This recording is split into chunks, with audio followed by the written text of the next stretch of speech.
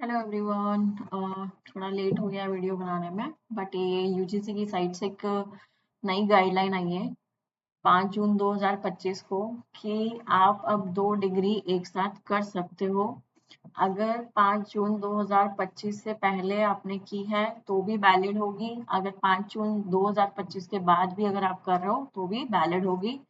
यहाँ आपको एक दे रखा है कि क्या क्या मॉडिफिकेशन उसने किया हुआ है यूजीसी ने। The modification approved by the commission in point of 5 of guideline. तो 5 गाइडलाइंस यहाँ पे दिए हैं। 5 गाइडलाइंस में पहला क्या पॉइंट दिया है उसने?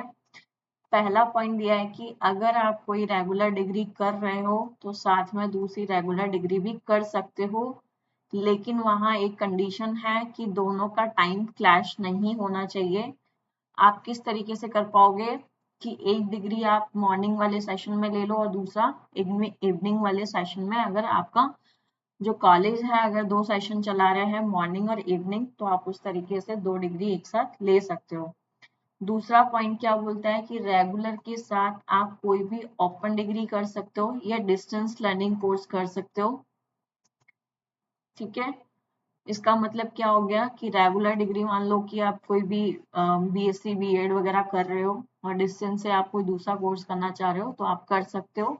वहां पे आपको टाइमिंग का कोई इशू नहीं रहेगा अगर आप किसी दूसरी यूनिवर्सिटी से उसको डिस्टेंस का कोर्स कर रहे हो।